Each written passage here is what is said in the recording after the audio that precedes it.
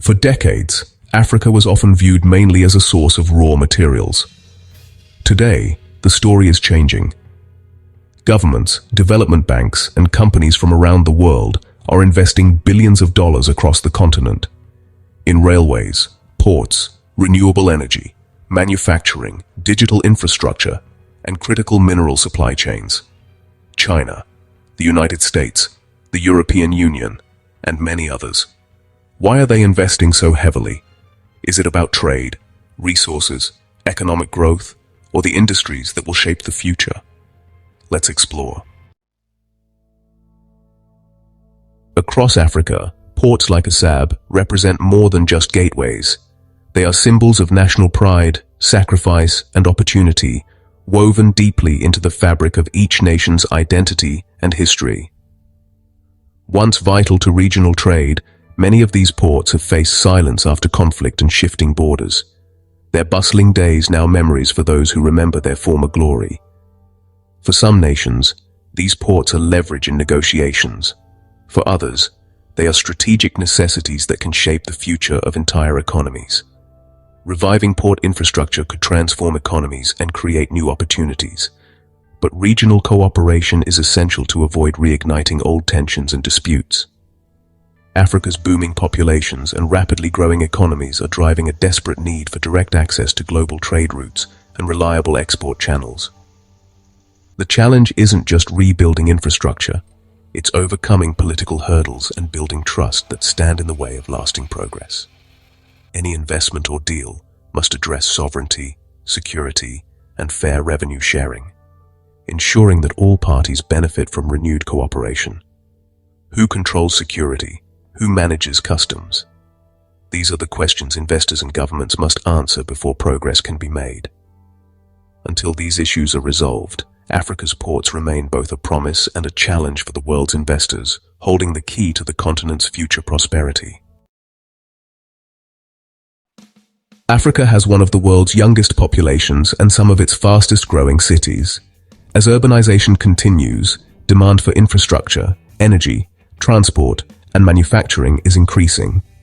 The African Continental Free Trade Area, or AfCFTA, also aims to make trade across the continent easier by reducing barriers between participating countries. These trends are attracting investors looking at long-term opportunities. As Africa's economy transforms, the continent is becoming a focal point for growth, innovation, and new partnerships.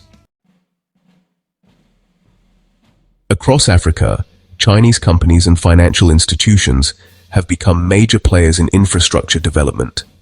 From railways and ports to industrial zones and large-scale construction projects, China's footprint is visible in countries like Kenya, Ethiopia, Angola, Nigeria, and many others. These investments are transforming the continent's connectivity and trade, linking African economies more closely with global markets. China's involvement is not just about building roads and bridges. It's about forging new economic partnerships and shifting the balance of influence on the continent. Railways funded and built by Chinese firms now connect major cities and ports, while new industrial zones and upgraded harbors are opening up business opportunities for both African and Chinese companies. These projects can boost local economies, create jobs, and improve access to goods and services. For many African nations, this represents a chance to accelerate development and modernize critical infrastructure that has long been neglected. But China's investments are not without controversy. Supporters argue that these projects fill critical infrastructure gaps and drive development where Western funding has often fallen short. Critics, however, warn about the risks of debt and the long-term influence that comes with large-scale Chinese financing. Some worry that these deals may undermine local industries or lead to dependency on foreign capital. The debate is complex. While some countries have benefited from improved infrastructure and economic growth, others have struggled with debt repayment and concerns over sovereignty. Chinese-backed projects often come with conditions, and the long-term impacts, both positive and negative, are still unfolding. The true cost and benefit of these investments may not be clear for years to come. Ultimately, China's investments in Africa reflect both opportunity and challenge. As railways, ports, and industrial zones reshape the continent, the world is watching to see how these projects will influence Africa's future and China's role within it. The stakes are high, and the outcomes will shape not just Africa, but the global balance of power in the years ahead. The United States has broadened its engagement in the Horn of Africa through a focus on investment and partnership. U.S. development finance institutions have supported private investment in sectors like renewable energy, technology, and infrastructure. Digital infrastructure initiatives have helped expand internet access and foster entrepreneurship across the region. Health partnerships have improved access to care and supported public health campaigns. The U.S. also backs regional trade and infrastructure projects, aiming to boost economic growth and integration. These efforts emphasize investment, innovation, and sustainable development, prioritizing opportunity over rivalry. Through these partnerships, the United States seeks to support long-term prosperity and stability in the region. European countries and institutions continue to invest heavily in Africa's transport infrastructure, renewable energy, education, and industrial projects, recognizing the continent's immense potential for growth and innovation.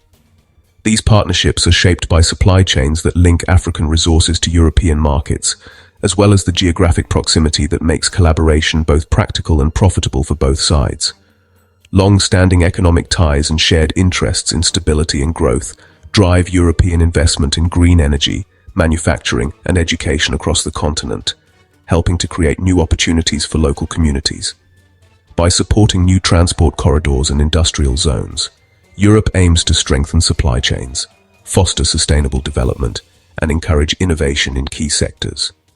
These efforts reinforce Europe's role as a key partner, ensuring mutual benefit and deeper integration between the continents, while also promoting long-term prosperity. Europe's strategy is clear: build lasting partnerships that leverage proximity, shared history, and economic interdependence, paving the way for a more connected future. In this new era, Europe is determined to remain a central player in Africa's transformation, working together to shape a prosperous and sustainable tomorrow. As demand grows for electric vehicles, renewable energy, and advanced technology, critical minerals have become increasingly important. Many countries are seeking reliable and diversified supply chains through investment, trade agreements, and partnerships. A key question for Africa is whether more of its minerals can be processed and manufactured into higher value products right here on the continent. Opportunities in refining are growing, with new facilities and investments aiming to keep more value within Africa's borders. Skills development is crucial, training a new generation of engineers, technicians, and managers to drive industrialization forward. Manufacturing plants and battery production lines are emerging, turning raw materials into finished goods for global markets. Regional trade is expanding, connecting markets and encouraging collaboration across borders. With the right investments and policies, Africa could capture far more value from its resources, fueling growth, jobs, and prosperity across the continent. Africa's future won't be defined only by the resources beneath its soil. It will also depend on infrastructure, education, innovation, governance, and regional cooperation. The investments being made today could influence the continent's economic trajectory for decades. The biggest question is not who invests the most, it's how those investments contribute to sustainable growth and shared prosperity.